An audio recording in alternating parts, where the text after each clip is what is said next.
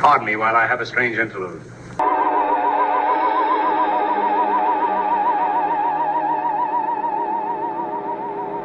Well, there is nothing else. Life is an obscure hobo bumming a ride on the omnibus of art. Along the misty corridors of time, and in those corridors I see figures, strange figures.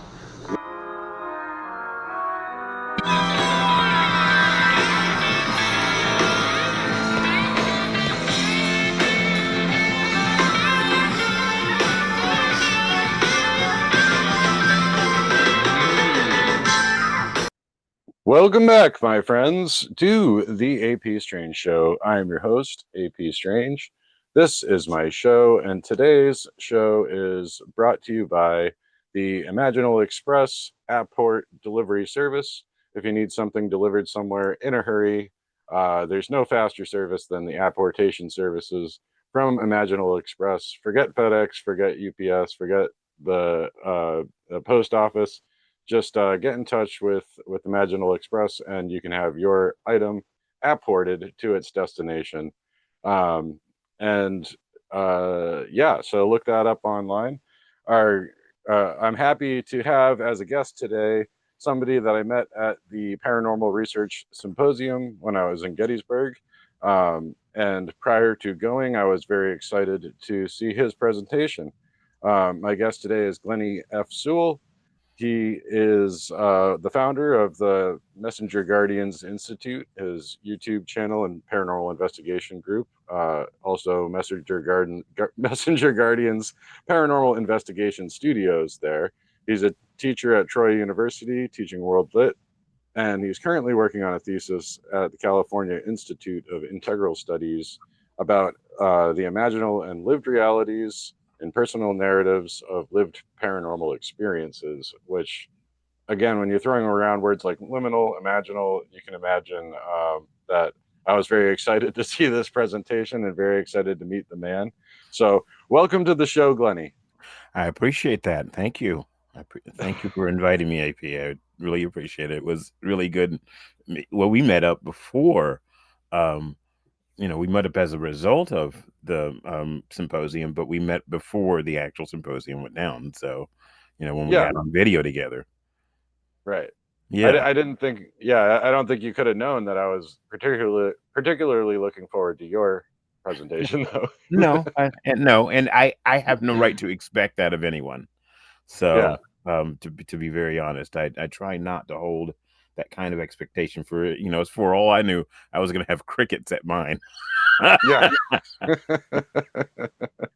Well, yours was very interactive. I mean, you were working towards your thesis that you're currently working on that I had just mentioned in your bio there. But I was interacting independently of it, though. So I was acting during that workshop independently of it, which is why it doesn't mention it.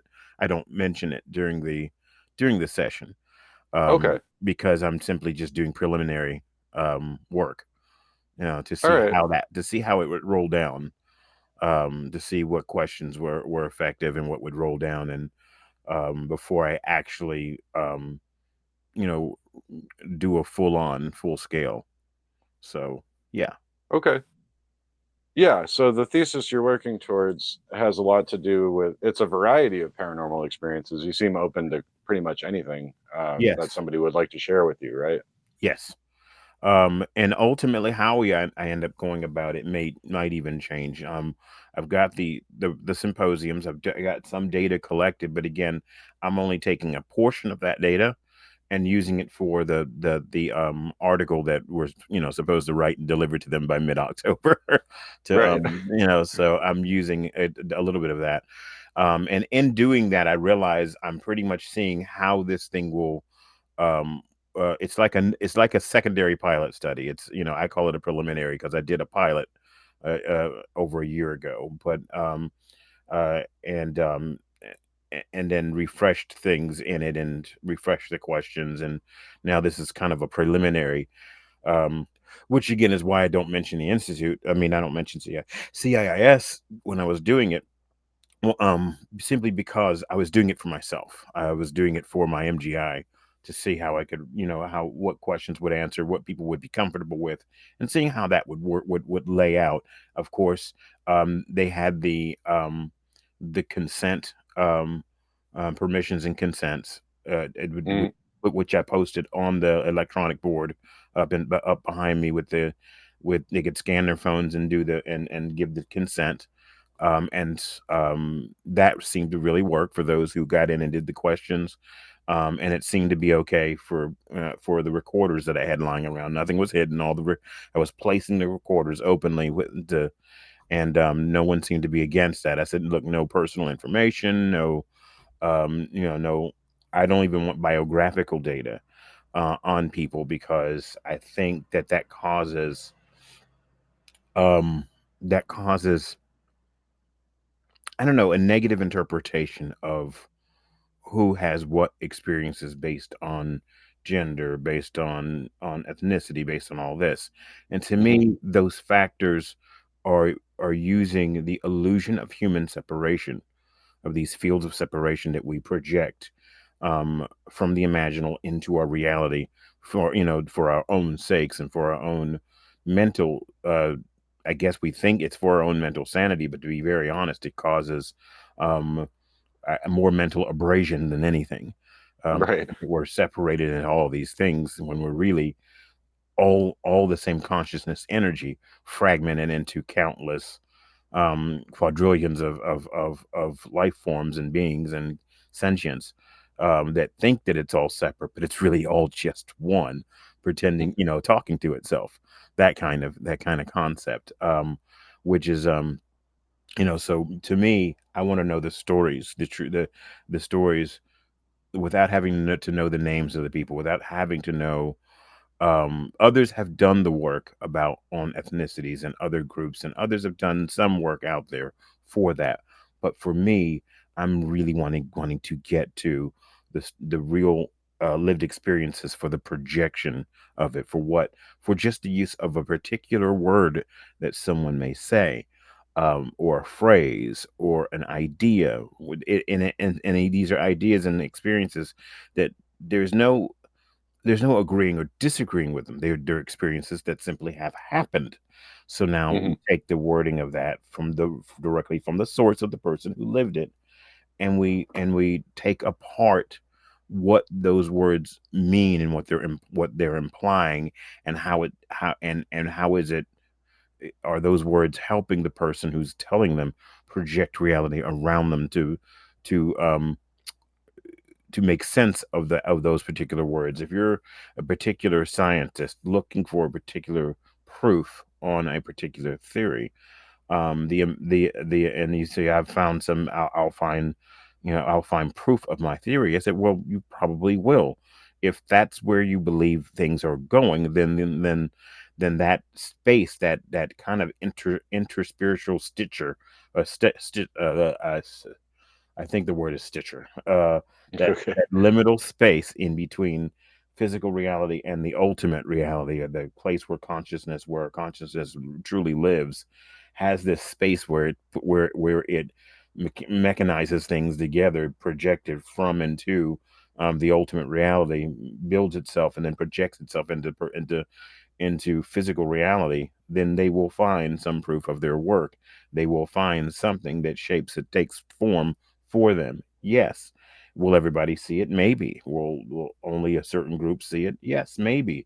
Does it mean it's not real? Absolutely not. It doesn't mean that at all. It means that there is some reality to what they're talking about. It's just that they probably don't understand how intensely great and powerful that reality really is, that Yeah. you are responsible for building your own world, and for create, we've got games that do that, yet we don't realize that's probably how it works on a much larger scale. um Yeah. yeah, yeah, there's other stuff I was thinking, but I'll let that roast for a It- second. Well, yeah, I mean, and even in the stories that were shared during the workshop of your presentation, you could see how some of these events that people described were formative for them in maybe ways that they didn't realize, and Right. it's something they had to kind of keep to themselves for the most part. But yeah, I think it's a nice thing when they're able to actually share the experience with someone. You know, Now, did you actually did you sit along the back wall in my? I did. Yes, Yep. that's what I thought. That's what I thought I remembered seeing. So, but yeah, and I was hoping you guys would speak. That no one along that back wall spoke, and that really got me. Because it was open to everyone being able to have, to speak. Even the one, well, the one guy was not. I don't think he was there. He's the one who said he was a skeptic. I don't think he was there in there. And I told him I would have liked him for him to have come, because it doesn't matter whether someone's skeptic or someone's this, that, and the other. None of that matters in this kind of study, in this kind of Hmm. workshop. It's their experiences or just anomalous experiences, something that interesting, something that got them into this, something that frightened them, something that that maybe they for them they explained away, and that's great, but I still need to know about that experience and the Hmm. reaction to it, and then observe or try to understand the reaction to it, whatever the nature of the experience really was. I want to be able to understand the reaction to it. And it almost does sound like, if now I won't be coy, it's a psychological, sociological, psychological kind of react of um observation. But I'm not a psychologist. I'm not a Right. sociologist. I um understand how those functions work. There's a lot of, and to some extent, I've got a lot of literature review support from that background. So I'm not going to reinvent the wheel. There are those who have looked into it, and my whole observation then focuses on the paradigm in the language itself, and in Hmm. how that language helps them accept, not accept, build reality around them.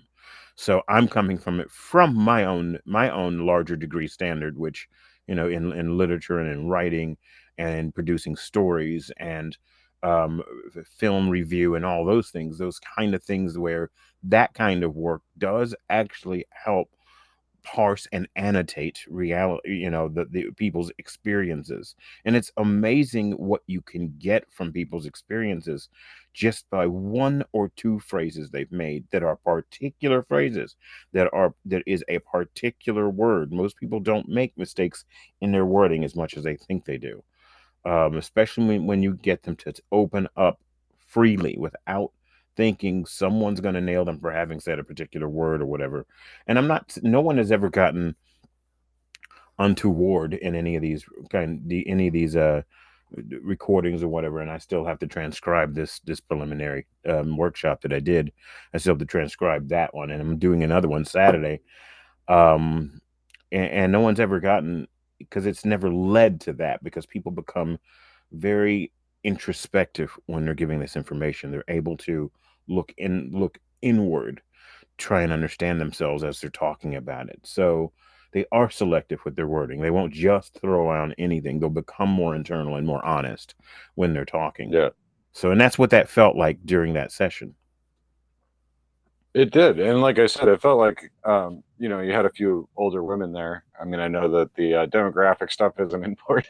You're trying to keep that out, but it seemed to me that some of them maybe just had never told the story, or like Right, off, it was something that happened in their childhood, and they didn't have many opportunities to tell it over the years. right. So I suspect that yes, that demographic was there. And it might be something I mentioned in passing, hmm. but that data is not collected specifically, because I feel that there are many instances, in which other parts of different demographics will have responded the same way. Had they known about this sort of thing, been able to come affordably to it, there might have been more people, different people, more men. But what I don't want to do is crowd the stories. I don't want to crowd the data. Yeah, That I'm. Does that make sense? it does. Yeah, I mean, you're looking for commonalities in human perceptual experience rather than differences. Right. So I that's why I'm trying to leave that out. Even though Yeah. in my own work I have mentioned differences and mentioned how it is far more rare in Western culture to see people of African descent um, doing this kind of work.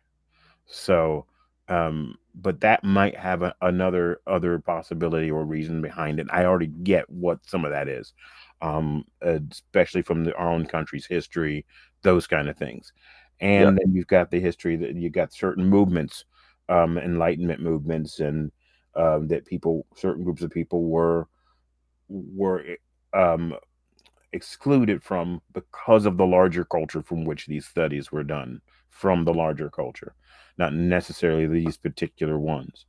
And then over time, groups of people, smaller and just far smaller in number, sometimes get involved, but not, but there's just a lot there. That's a whole other study that could Hmm. be done, and I don't know if I wish to do it, but it is something I touch on, but not something that I'm going to dive into. I only did it to kind of bring the attention of, whoa, this is a different, different aspect of a person bringing this information forward. It's not the same thing as you always see in YouTube or on TV. You don't always, there's always that 1% or less show where it's someone like myself, but it's rare. It's Hmm. extremely rare. And I don't take a comedic turn on any of that, simply because it's not I see some things in YouTube over the years or streaming television that ends up on YouTube, and it's not. And I'm not naming anything, but some of it's okay, and some of it's not funny at all and not worthy at all. And I've gone off on letters to the production crews of those that Yeah. I don't know what you all were thinking, but this is just stereotypical as. And I would just go at it, say just completely lose my composure in letter form. I wouldn't It would be no untoward language or anything, but I was not happy with some things. And other shows are kind of funny and okay, and I get it. But again, I take a more serious look at things, and try to help people without no, and now granted, outside the paranormal, if I could do a comedy show, believe me, I could pull one off.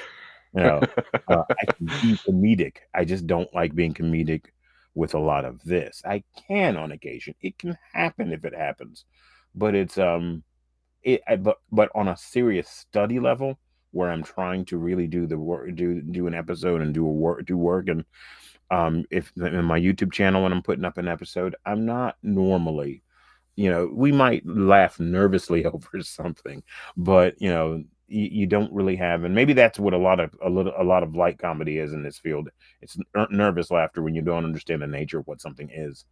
And I'm Yeah. not saying with my study I understand the nature of what these anomalous slash paranormal experiences are, other than the paranormal is truly actually the normal. We've simply not. My whole thing is to get us to understand that, and to get Yeah. our to the paranormal outside normal is actually inside the normal. It's actually these anomalous states are far more common than anomalous, but wording and human guttural languages are very limiting. So in order to get people in, we have to use those kind of wording. Yeah. Yeah. I mean, to your point, I feel like a lot of humor in the paranormal borders on the exploitative.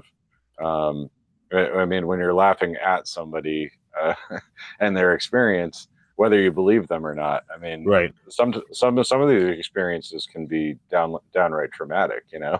right. And especially if you're um talking not just the human ones, but if you're talking about a spirit haunting the place because they were horribly murdered there or something, and you're making jokes about that, that's like pretty Yeah, rough. I can't abide by that at all. That's Right. one of those things that just is not funny to me. Um, and in being able to take on and feel emotions and stuff like that, and feel others' emotions and other things that have happened. I can't say I have a specific ability, but I'm just saying in going through that, I can't. I can't really say that unless they're projecting laughter or maybe they were a funny person or something like that. Ultimately, that sort of thing could come out Hmm. in that and say, "Oh, they're causing us to laugh because they were really a funny person and they were really good, great humor, and that's why there's laughter here in the moment." That I feel like that sort of thing might come out in the explanation, but I've never really had that happen yet. So, but anything is possible. But you're right. The whole production of shows that exploit humor in this kind of field to a ridiculous extent, it just does bother me. I don't like that angle. Now, that's just myself I am talking about. I I wouldn't dare to speak for somebody else who wants that angle. If that's the angle they take, have at it, Haas. I mean, I won't have anything to do with it myself, but uh, Right. I have to be serious about this because of the nature of what I'm trying to imply with some of the preliminary data that we build. This isn't old news that we possibly build reality around ourselves based on our own experiences, our fear, our darkest fears, our greatest hopes, our our quietest secrets, because there's no secrets in the quote the universe. If I were to use religious language with that, someone might say, well, you can't lie to God.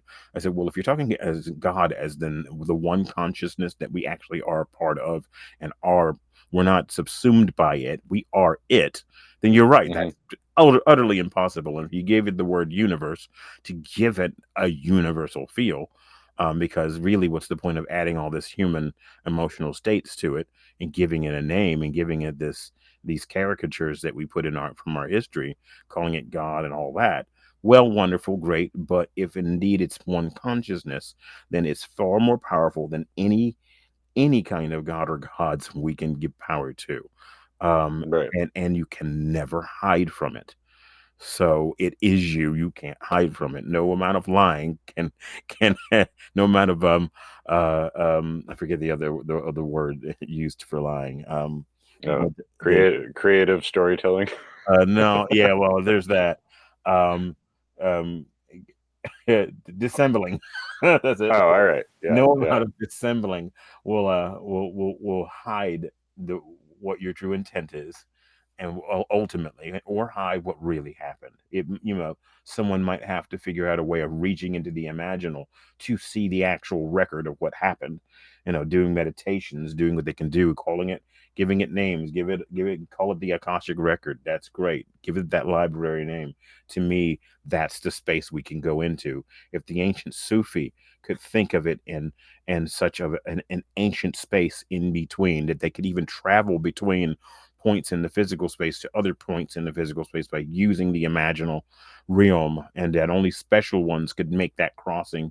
Why not? If you can send things into it mentally to and spiritually to create and build back, you can build up an entire city in that space instantly, and but project it back to the person who is the artist or who is the builder, the creator, the designer, um, and they are going to take something that is real there and reproduce it moment by moment here. It may take 10 years, it may take 15 years.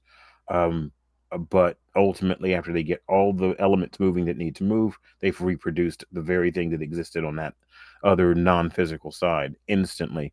In anyone's mind, in any creator's mind, the thing they've created, the novel they've written, the TV show they've made, the book that I read, all of that is happening and has happened on that other side, in that space, in that quantum space, is instant and it's there.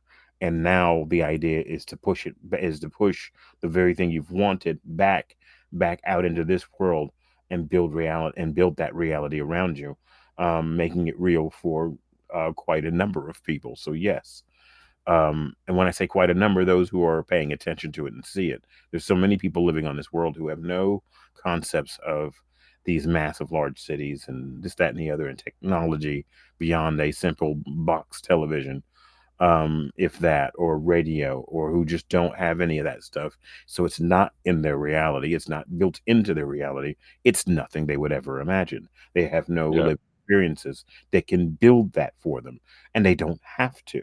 It's not necessary. So when we've got cultures who are under an iron foot of some sort on other parts of the planet, or cultures that had not been exposed to current human technologies and cultures, and destructive patterns, they don't have they have their own imaginal existence, their own lived experiences to build reality around them. And that's how reality works for every sentient being, whether they're a living ancient in a forest or in a jungle somewhere, or living separated underground from away from everyone, or they're out and about, cell phones stuck to their hand and stuck to their face, and going about life every day. It still will work exactly the same. At least that's my idea from all the preliminary study I've done over the last 3+ years now, heading into the fourth year. Yeah, and I could see how, like, regardless of the form it takes, there must be symbolic similarities anyway, right? Where the noumenal qualities behind the phenomena that happens uh, probably recur down through different cultures and different times, you know. And So right, and in there's a different ways. unity there. Yeah, Yes, yeah. and in different ways. That's why I say I think I'm ending up answering while I'm talking to you, and this happened in the thing I did too.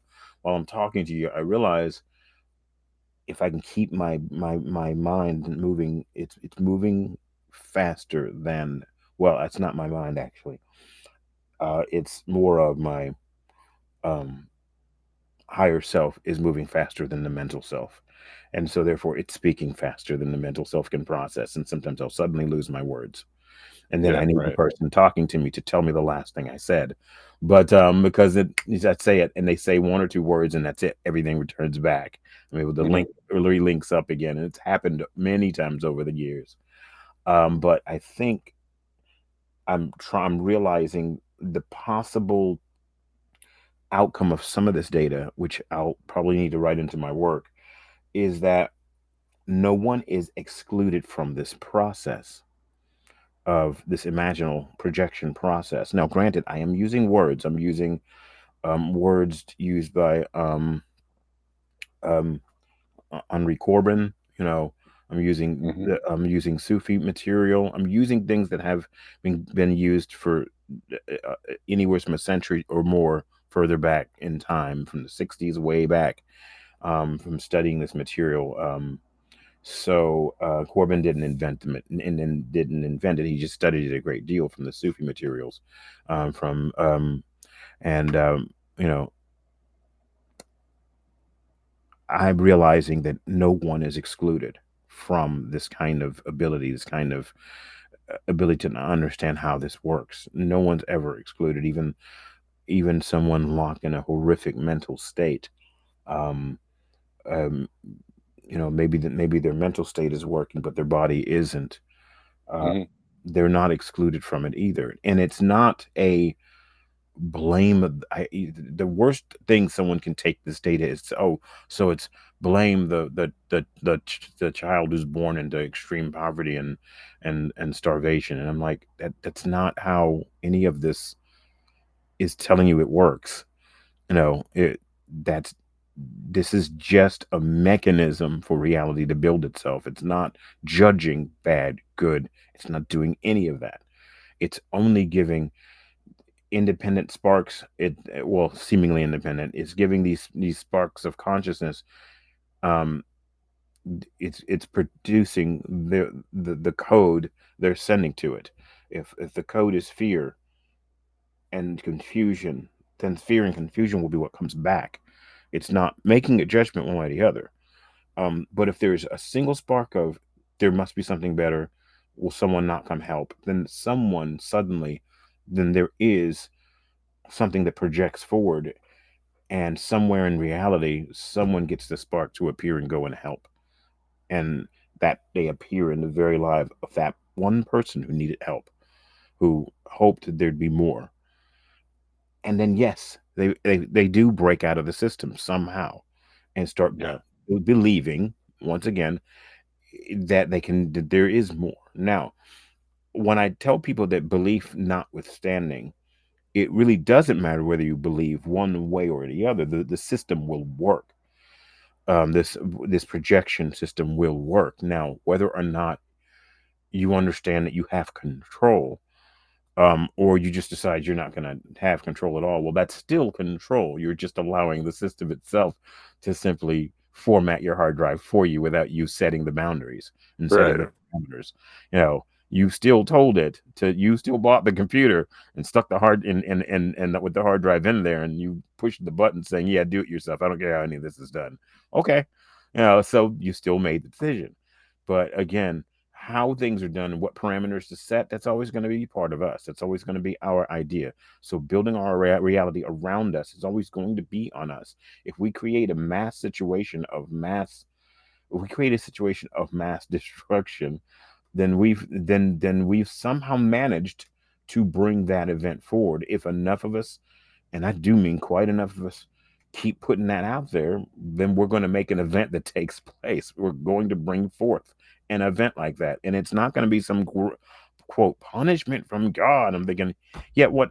No, take responsibility for this one. We could have seen that coming, and we Right. Yeah. decided that we'd rather watch movies about us destroying the planet, which by the way are some amusing films. But we make films about it. We have all sorts of fantasies about it, and then we don't do anything to work towards spotting them, so maybe that doesn't happen, and then we get surprised that one could be coming our way. So what, you already imagined it could happen. And remember, whatever you can imagine can be made possible. Yeah.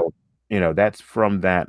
I know that almost sounds Disney childlike, and I don't mean to name drop. Well, Just, yeah. To make it sound even more absurd, I think if I'm understanding you correctly, whatever you can imagine is not only possible, it's already occurred just elsewhere yeah. and needs to be brought through to here.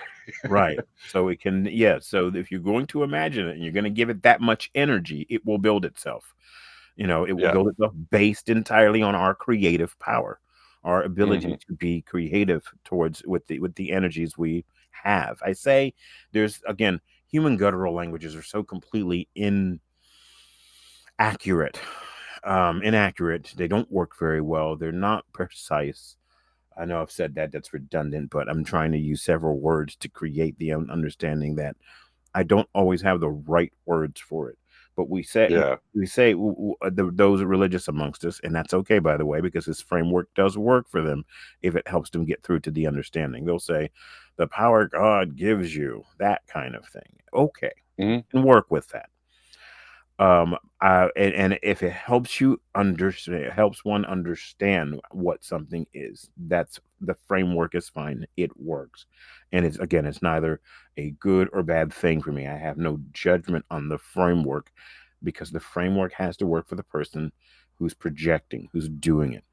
um it's Yeah. I mean, well, in essence, you have a tall order ahead of you because you're trying to use language to describe the ineffable when the ineffable is by definition not describable through Not language. right, which So, is why I complain about language so much, because and I did this when I worked on a similar idea during my MFA years ago, like more than a decade ago, about a decade now, since I finished it. January 2016 will, or January 2026 will be 10 years since I finished that. And it started the inroads that ultimately created this study. And what it was is, I didn't realize that it took me probably a year or two after I started doing this work, where I realized, wait a minute, I really did start on this long time ago and didn't realize I had done it already. But I did it on a preliminary on a not just, I did it with just studying languages and stories that I didn't take directly from people myself, but that I went and searched. In this case, I'm getting the stories from people directly. I'm not getting online. I'm not going through YouTube. I'm not going through things I've heard. I'm not going on radio shows and listening to that. I could, others have, and that's a valid way of doing it.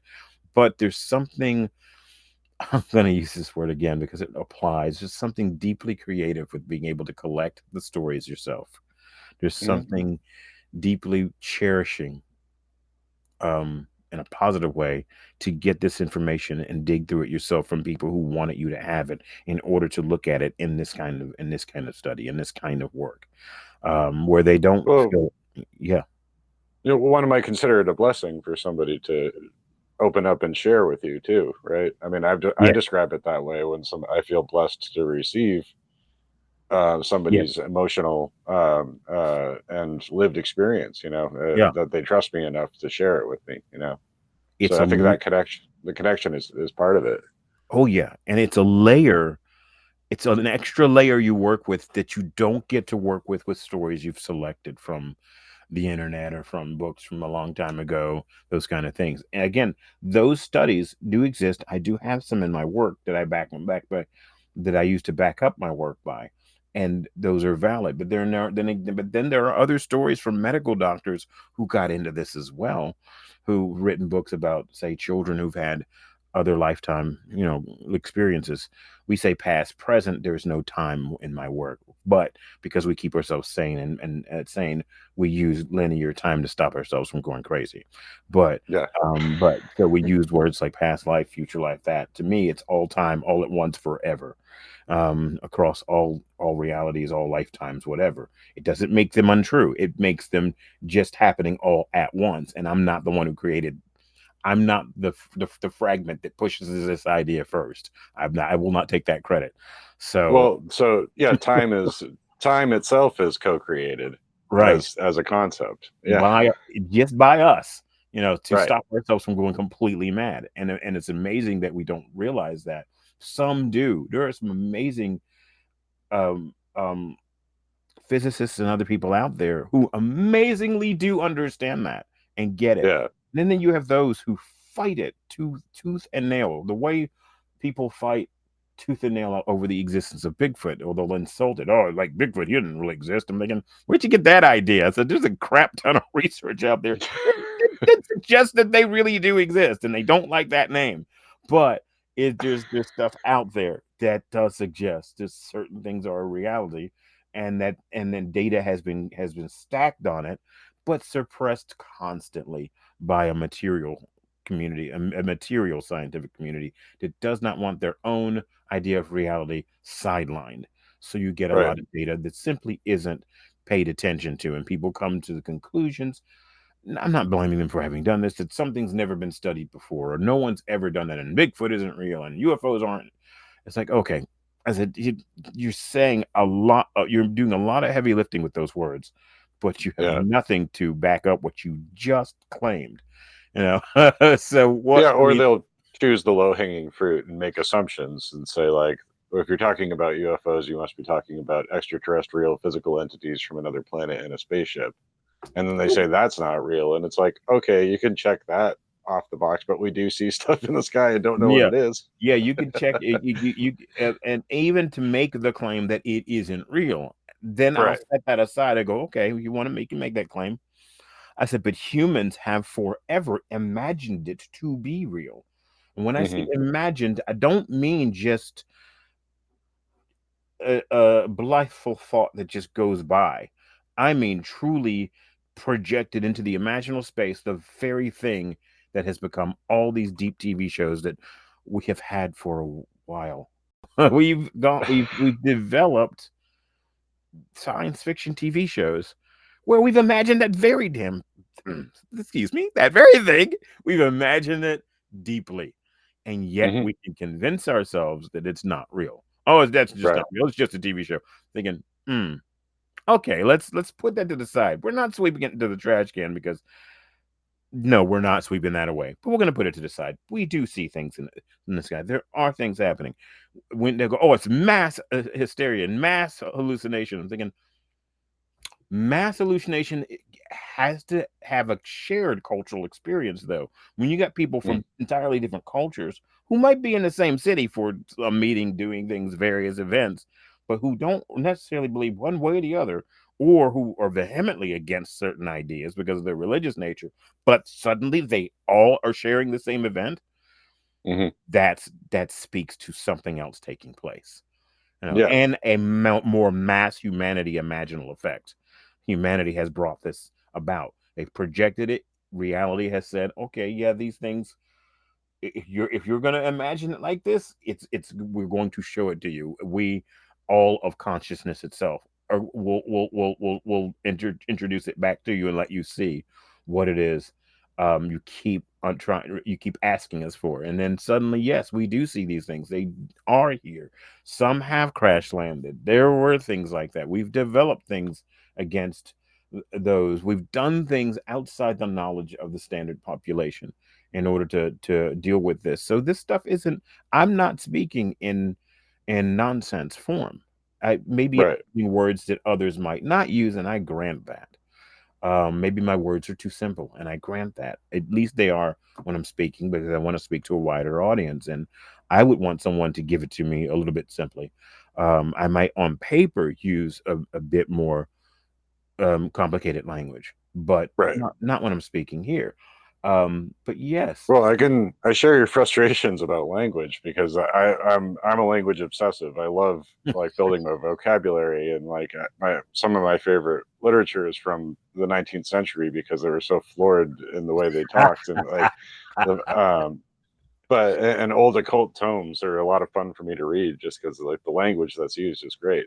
But there comes a point at which the usefulness of heightened language is it's so deterrent to getting your message across. Really, I hmm mean that it actually works against you. Being direct and straight actually cuts through the static. right, Cuts through the noise and gets to the point. right, Um, and I mean, using categories as human beings, we like to categorize all these different phenomena, right? Again, that you're using more words than you need to describe an event, and you end right. up We're in obsessed with categorizing. yes, and you end up in a chicken or the egg scenario where you talk about something happening in pop culture mirroring something that happens later in Right, reality, and somebody might think of that as a precognitive right. experience on the part of the writers or creators And it or could be. That's just the thing, to get right. information to the larger humanity or larger sentient humanity, human species. There's certain things that we ourselves as a species essentially called for to get it to us through our stories. Some people get it and understand, and I'm talking the larger, greater stories that go on for a long time. I'm not talking about the darker stories that but yes, these stories that we create and that we build off, and um, we go for long periods of time trying to understand certain things and tell ourselves stuff that may be part of a deep history, maybe a part of some other human civilization layer that we didn't realize existed from long ago. We've told Hmm. ourselves stories. We've developed Marvel. We've developed Star Wars. I'm going to name drop. We've developed Battlestar Galactica, the newer versions of it. We've done all these stories that all hit on the same kind of cultural stories, the same kind of functions that keep trying to give us a note, almost like we've left information for ourselves in the imaginal, but it leaks out to us every so often to give us back the knowledge that we've had all along. That whole, let's Mm, go back again to that whole Akashic Records thing, yeah, that whole quantum spiritual library thing, holding all that data and sending it back to us as we're asking for it. It can't be hacked, it can't be stolen. It can only be given up at the time it's supposed to be given up to us, and it can't come at us in the most obvious format or we'll go completely psycho. So it sends it yeah, to us in the form of stories, in the form of events, in the form of things that are happening to us. And they're not unreal, they are very real. It just depends on how you interpret what's going on. And it's just sitting here talking with you on this is causing me to really have an experience with yeah. with this information. It's truly incredible. It's interrupting your connection too. We're having some actual PK effects on the computer. Oh, who knows? Who knows? I don't know. I'd be amazed if indeed it is. But yeah, I mean, kind of what I was getting to though is, yeah, it could be precognitive. It could be like an emanation from another realm or the rippling effects of that kind of imaginal message sending. And it could be like a great number of things, but they could all be true simultaneously as well. Yes, There's no reason multiple things abs- can't be true. Yeah. absolutely. And I write that. I think I crossed that in one of my notes. I said, "Well, is it can two things, opposing things as two? I'm just using a number. It could be 2,000. It could be 20 million. Can two things sit in the same space, occupy the same space at the same time, and both be true? Yes, Yeah. absolutely. You know, And where someone says this person's telling a story, but their story is different because this person told it differently over here, but you don't detect that either one of them's actually lying about it. Sorry, I had to rip a tissue. But That's you okay. don't detect that anybody's actually lying about it. And that means two different conceptions are existing in the same space at the same moment. Maybe, probably, likely, very much more than just two. But and it does not have to mean that either one of them are lying. It does not Right. have to mean that at all. You know, that Mm-hmm. both individuals can very much believe what it was they saw or interpreted, and believe it in the format in which they took it. And it's Right. amazing we still get this whole binary exposure of someone's lying and someone's not. That might be clear in some instances. And I grant that, yes, on a legal, when it comes to legal stuff and police work and all that. But still, even with that, in courts where two people they're describing the same event very, very differently. Two things occupying the same space at the same time, and both events can be very much true.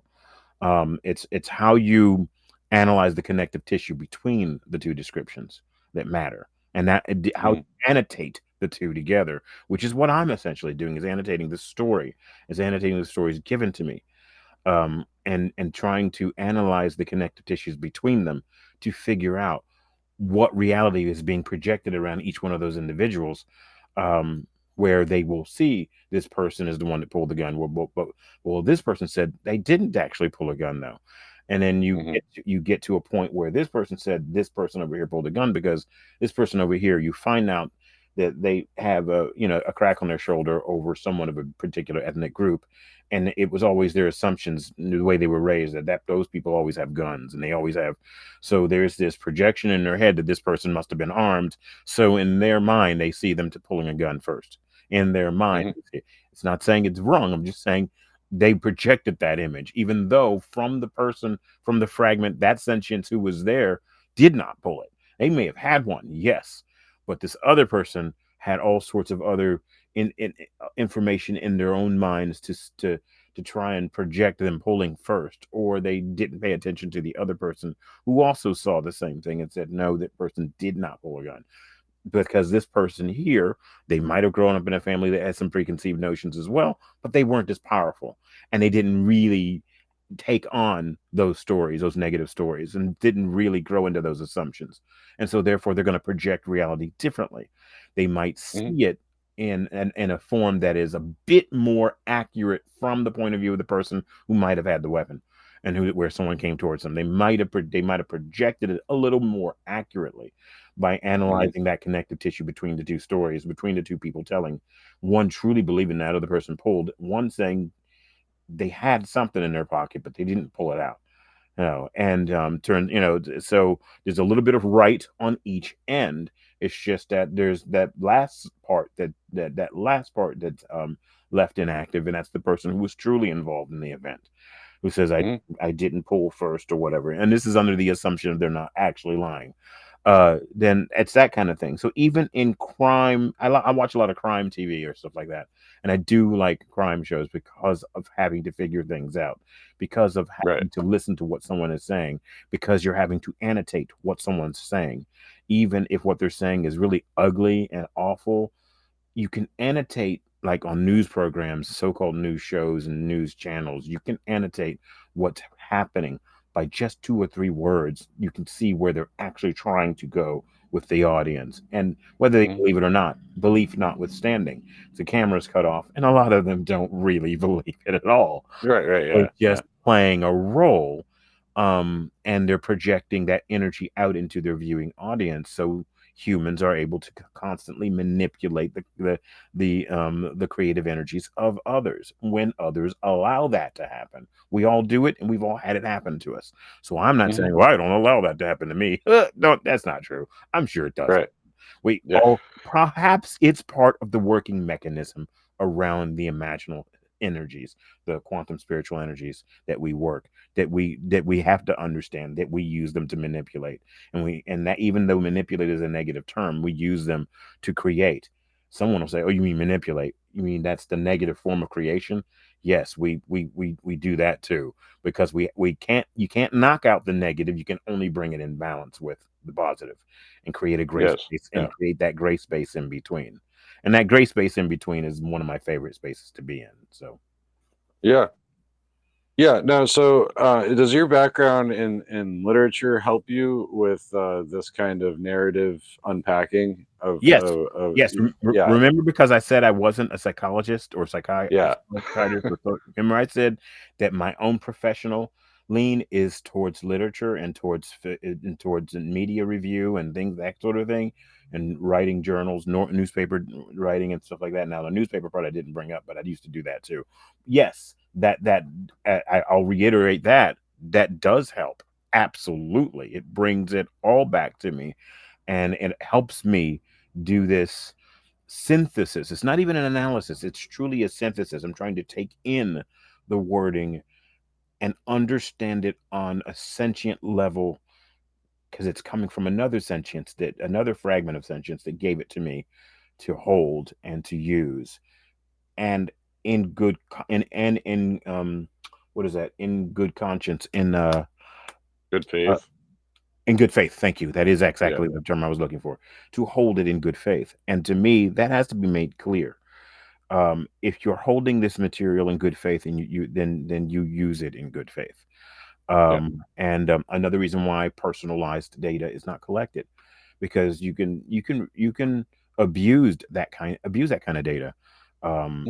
Ethnicities and names and places, it can be abused and knocked out of good faith if the wrong person collects the data.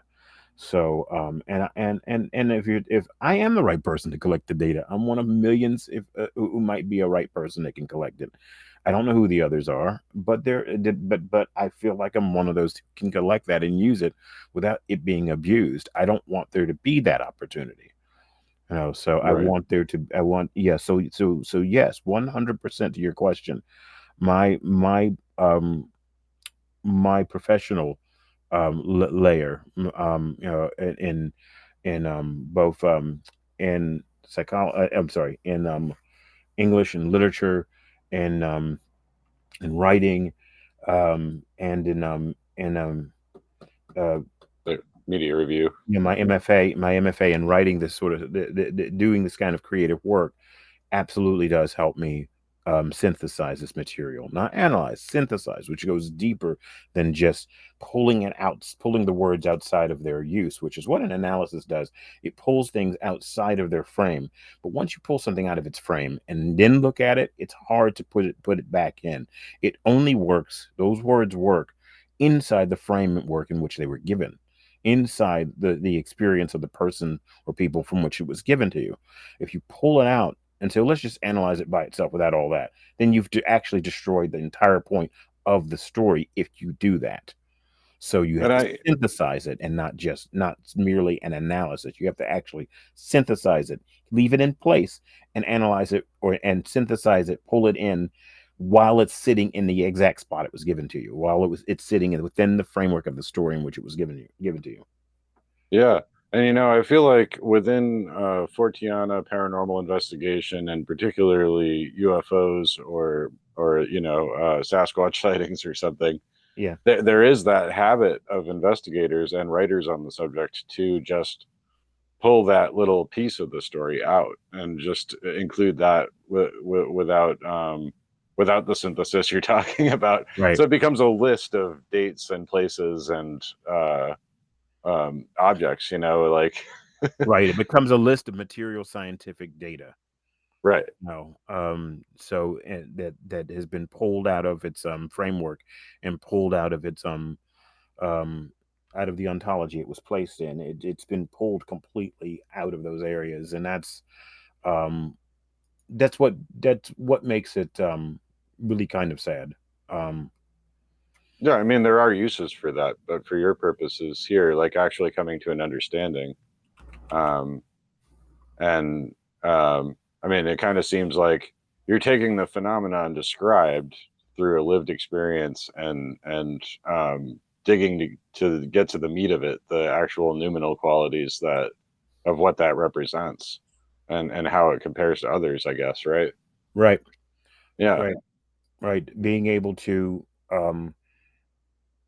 claim everything inside that reality, inside that space, and make sure that whatever you're talking about references it back to how you were given it. How does this group or this person, how might they see it? Because that helps to understand reality around them and how it projects around them. By understanding their stories from within the space in which they exist, you include that person. You include where they said they were living at the time. You don't give names and places, but you include those ideas. They were living at home. They were living with their grandmother. They were with their brothers and sisters. They were adopted and placed in an orphanage when this event happened. You have to have that information. Otherwise, if you don't have the information around it, and you're just snatching out the fact that this person saw a hat man standing in the hallway outside their bedroom. Forget the orphanage. Let's just take the girl and let's just take what she saw, or the little boy and what he saw, or them, they, whatever, and say and talk about that hat man. I said, okay, you've got to place all of that back inside that orphanage again. You've got to place it back in its time and in the moment in which it happened in order to understand the entire thing, to synthesize the Right. whole thing. Otherwise, you're Yeah. taking these functions out, spinning them around separately, analyzing and just mere analyzing them instead of synthesizing the material, which is how I teach Mm. literature, by the way. Okay. I teach annotation via synthesis, so that's how I teach that. Yeah. I mean, it makes a lot of sense. And I appreciate the approach because, like I said, we can be a lot of literature, a lot of the Fortean literature and the paranormal literature is a bit devoid of that. It either goes full storytelling or it's more like MUFON or something, collecting just the facts, just the data. Right. And Um, I've got a lot of Charles Fort stuff or Fortean literature. I got a lot of that collected. But a lot of it is just so crowded together, even by the way it mhm. was written in these unending huge blocks of letters, that it's very Right. difficult for me to read with my bad eyesight. So Yeah. yeah, it's you have it there if people want to come into your library and see if they can look up some Fortean literature stuff. They can, because I started collecting for that kind of stuff before I did my MFA, but I didn't know its name. I didn't know who Hmm. Charles Fort was, and then come to find out Fortean literature. Oh, I've been collecting some of this stuff up my entire life since I was a teenager, Yeah. and didn't realize Right. it until I gave it a name when I was doing my MFA. So yeah. Yeah. Well, I think I heard you say that a big influence on you is Catherine Crowe and the Yes. Night Side of Nature. Yeah. So yeah, Yeah. I got both those volumes, and they're just fascinating to read because not a century before then they were burning anybody at hanging them, or burning them at stakes or whatever, calling them witches and everything else, and that's great and all. I'm totally into if someone wants to call me that, I'm all for it. Yeah. And I'm all about that. But the thing is that back then those kind of words were being used as a deeply derogatory, hateful, you know, terribly misunderstood earth energies kind of usage, or understanding of what earth energies are, and and how our mental and emotional states are used to create and build, which is why I'm attracted to that kind of thing very much. Hmm. Everything has its negative side, and I'm not talking about the negative side. I understand how that works. I don't necessarily use it because it's not useful to me, but it's there, and the only thing one can do is to bring it into balance, as I had stated earlier about negative energies in anything that we do, to include all of what I mentioned with the imaginal, even with thing not with Wiccan knowledge. If you really read through it, it almost backs up what we tell ourselves about how Hmm. reality works. I mean, we make entire stories that we project to ourselves of magic and wands and flying around and fighting, the darkness, and doing these things, of something I won't mention because the person who created it is not all that great a human being right now in life. But we tell ourselves these magical stories, and we understand them, and we respond to them. And I look at the response, the mass response to something, and I synthesize and study the mass response, and not on a level of psychology in a sense of either cold psychiatry or detached psychology. I don't That's not what I mean. I look at it on a deeper more social, spiritual uh, manner? Are we evolving towards understanding the creation energies, and by using magical stories and wands and spells and these ideas and accepting it so much to where you get another group of sentients getting upset because larger groups of younger people are accepting those stories now? Well, I'm looking now then at the younger people who accepted it and at the and what they became. Hmm. Did some stay within that realm and become creative? Did others get afraid of it and pull back? Did others, become part of our human solution instead of part of the human problem, which we've got going on now? How did all that work out, and how does it still continue to work out? And to me, I like to analyze the that's why, again, the stories about events and anomalous events. I'm being specific towards anomalous events, paranormal events, because I'm focusing the work. Otherwise, it's Hmm. to be incredibly too broad. Um, Yeah. so I'm focusing it down a path where I could write a PhD work over it, and and that can be done. And yeah, Well, it seems like it's self-perpetuating anyway. It's like a type of inertia where these imaginal waves occur and then manifest themselves in reality, and then uh, the response to that becomes the next imaginal wave in the younger right. generation. Yeah, Right, and I think yeah. you're right about that. Absolutely, that's how how that works. Um, but yeah, I'm glad for having been able to talk about this and explain it in a way that we're not trying to say no matter what you think or believe we're right. I'm like, it's not really how I'm trying to say that works. The whole right wrong. Remember what I said about about belief or disbelief notwithstanding, well, not belief notwithstanding, doesn't count, doesn't Hmm. matter in this case, because there's so many other mechanisms in place that of experience that where belief is just a tiny little portion. Things happen to people who don't believe in it. But if something has happened and there is a point in your life somewhere where you question something seriously for a moment, even if you were like, maybe there is something different, and Yeah, immediately, and you thought it seriously. You didn't think it blithely. You thought it seriously, and reality went, okay, you're ready for the next step up, for something to happen that you quote don't believe in, because it didn't hmm, matter whether you believed it. If it exists, it's there. If it's coming yeah, through, it's there. It won't matter whether you believe in it or not. A lot of people didn't believe in Pluto, and then it got discovered, finally, and it was yeah, sitting right, yeah, and it was in front of the very person who discovered it. It was right in his eyes the whole time, the way he calculated it. No one else wanted to believe it. Well, that's because they really, it didn't matter to them. They didn't care to understand it one way or the other. Just like when someone says, "Well, Bigfoot doesn't exist," I'm like, and if you really don't care to study it first and go at that information and see whether what you just said comes out to be more true or less true based on the physical, in this case, yes, the material physical evidence left behind, but there's a lot of non-material things that happen to people who are involved in those stories as well.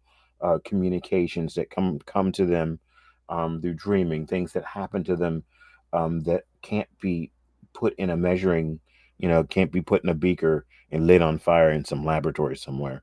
That happens around them when these events happen, be it Bigfoot, UFOs, the ghostly events, lived psychic impressions that are not living ghostly experiences, but recorded events that are recorded into the environment because they were so traumatic, or deeply emotional, one way or the other. These kind of things happening where you can't reproduce that in the laboratory. You might be able to reproduce someone says, oh, that eerie feel someone gets, it was reproduced in the laboratory. I'm thinking, great. But the person who had the eerie feel on that particular paranormal program, you can't reproduce that event. You can only reproduce right. the physical feeling. You cannot reproduce the event. I said, what you did not reproduce was the event that was causing that for them. Hmm. All you did was reproduce a chemical reaction from an electromagnetic, field nearby that you set up or whatever. Maybe electromagnetic fields help send messages and create feelings from those who can use that energy. Great. but reproducing it in a laboratory doesn't go all the way with that, and it doesn't explain it. I said, yeah, but that reproduction in the laboratory is not what happened over here.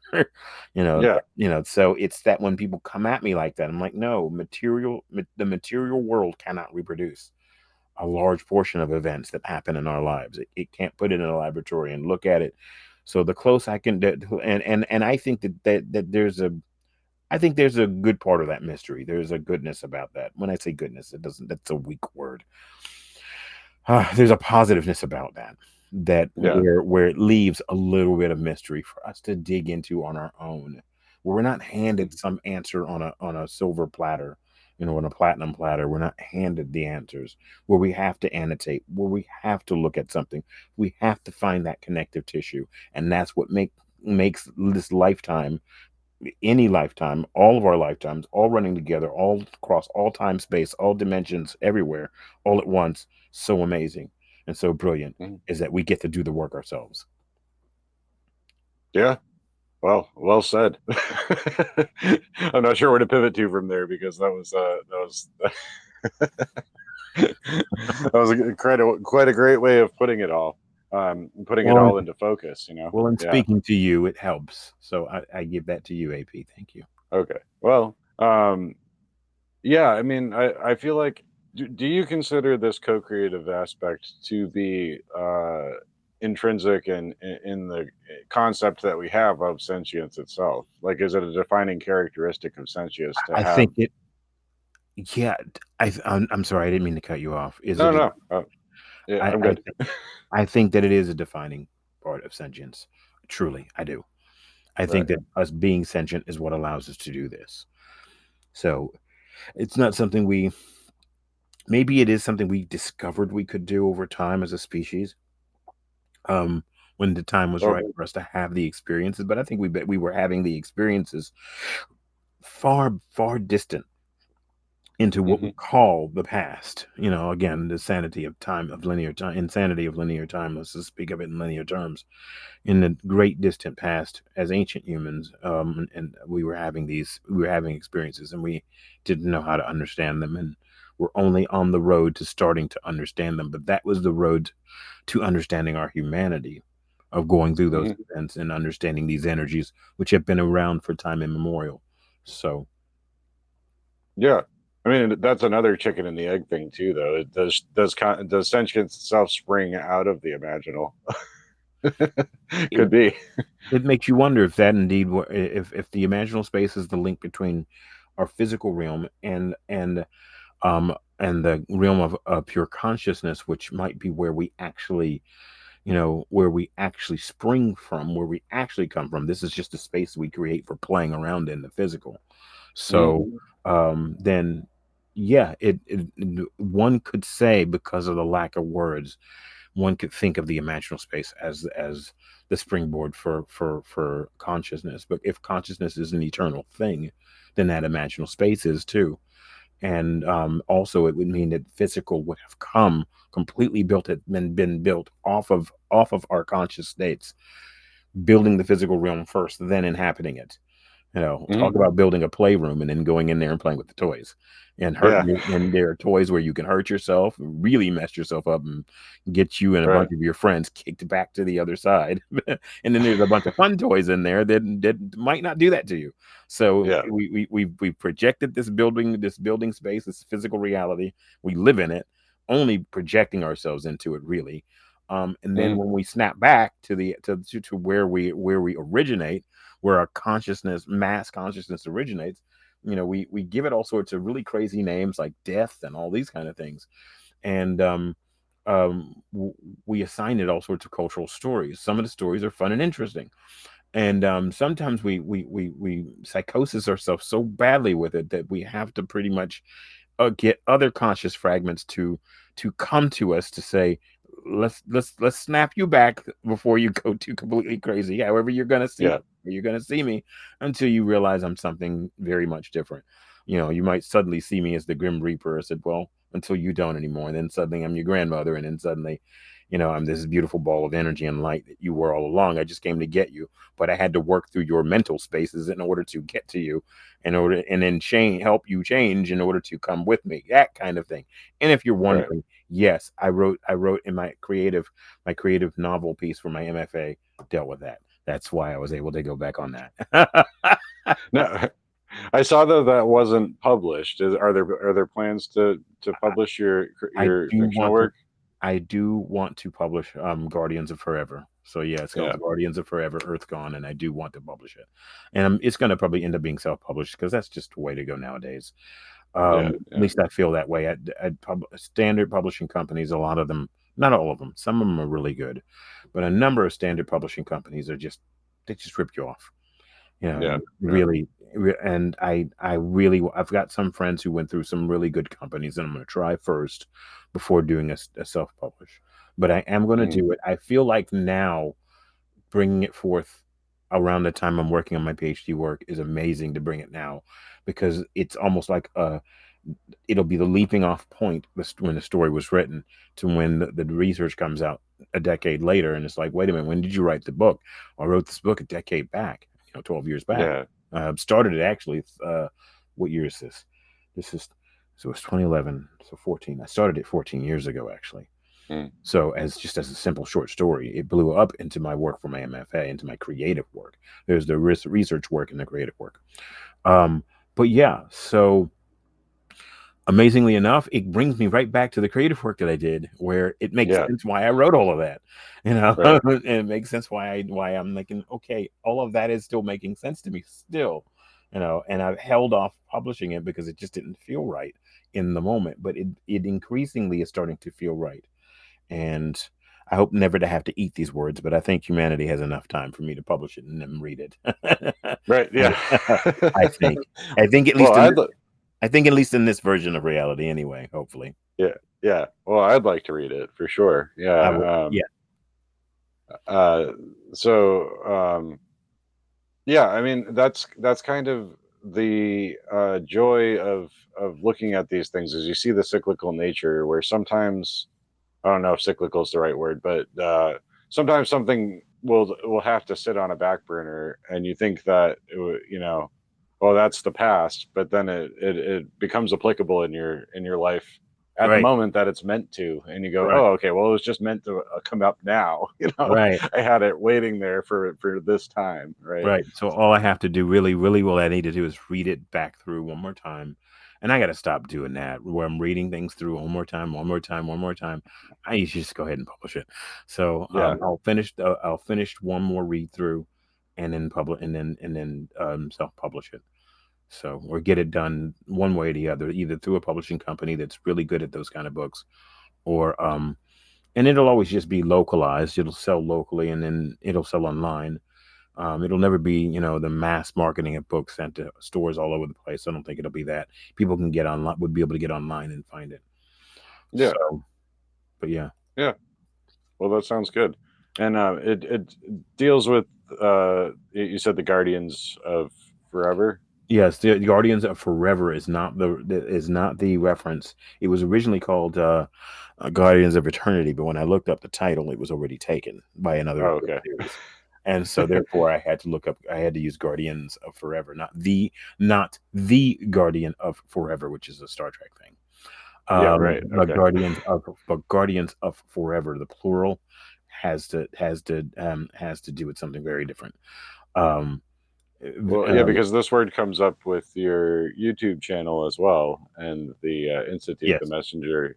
yes. Uh, And I didn't realize that it came up. I didn't realize that, that these things kept happening, and like messenger guardians, that term was actually created by another person that helped me co-found Messenger Guardians Paranormal back in 2013, and she found that. She didn't find it, she said it.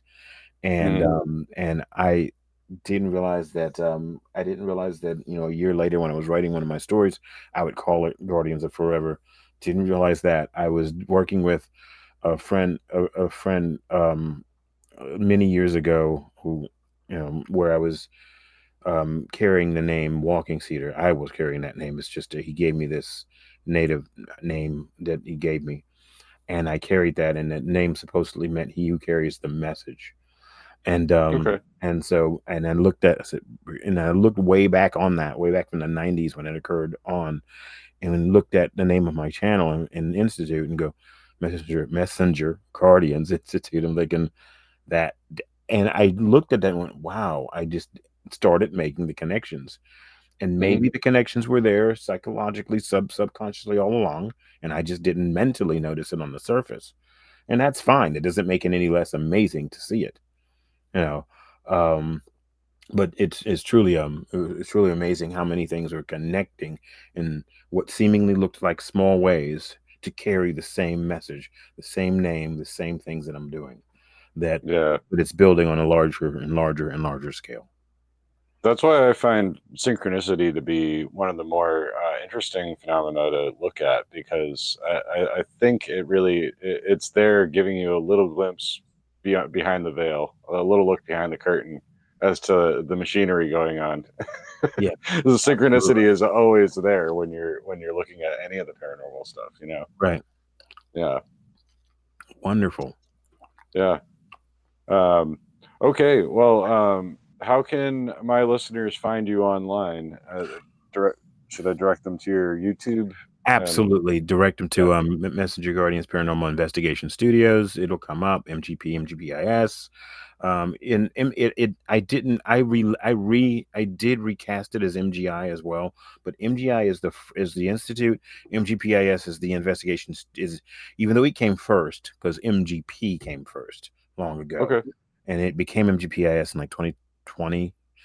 And then after, because of COVID and all the slowdown, and then I developed MGP, Messenger Guardians Institute, off of that. But MGPIS will sit under MGI because it would be the MGPIS is the paranormal investigation wing of MGI. So okay, it's been subsumed, even though it created MGI, it will be subsumed by it. Because the institute, where we help train and low to no cost help train people in there, and help bring people in to learn about these kind of things, talk about their stories. If they feel like they have the ability to do certain things, can then we have people who come in and help them with um uh medium abilities and all these other things, some sort of creative ability to do a special kind of work. It's just it and we don't have our business license yet, and we're trying to get that, but it's slow. It's going to start off online likely. We have a physical place in mind, and 2 or 3 years ago we went into talks with them, but I won't, I think I told you, but I won't give it up on okay, over the podcast, but of who we talked to help us out with it. And we but there's a lot of work to be done to the place that's been selected. So um I don't know how any of that's going to go. Reality is just going to have to take the form it's going to take. As yeah, long as long as our intentions are in place, then it'll take the form it needs to take, as long as our intentions are in the form that was that are in the good faith form we say they're in. So yeah, it's a lot of work, and it's a path, but I'm still on it and willing to take it, even if I have to take it alone, which so far I haven't had to. But the way the world is working right now, who knows how things fall down, but hopefully, or fall up for that matter. Um, right, Sometime Neil Donald Walsh said something long ago in conversations with God. I'm gonna name drop. He said, um, it might have even been the God character that he was using to say this, that when things are falling apart, they're actually falling together. yeah. No, that rings true to me. So yeah. Yeah, But Messenger Guardians Vermont at gmail.com is also a way to get in contact with us. You'll still find, I also have a link. I have a, my name is Glennie Sewell. I do have a LinkedIn page, which also has my Messenger Guardians card on that page. okay, Once this run of cards runs out, I will design a newer and simpler one, hopefully. yeah, But I have an MGI card. It'll still be a colored MGI on one side and a simplified information backing on the other. So, but yeah, that'll be a couple years down the road because I've got a lot of cards I got to get rid of. So yeah, that's it. I appreciate it, really, we went well over the limit. I appreciate talking to Yeah, your group, and I hope I get a chance to um, get a hold of this so I can. right. Yeah. Yeah, well, I'll definitely keep you in the loop when it posts, and we should No, keep in touch because we don't live that far from each other. So no, we don't. We actually don't, and we have to yeah, remind. We have to remember that. So, um, text me. You've got my phone. You yep, can text that, and we can talk to each other. Okay. okay, all right, beautiful. Thank you very much for coming on, Glennie. All right, AP. I really appreciate it. Thank you.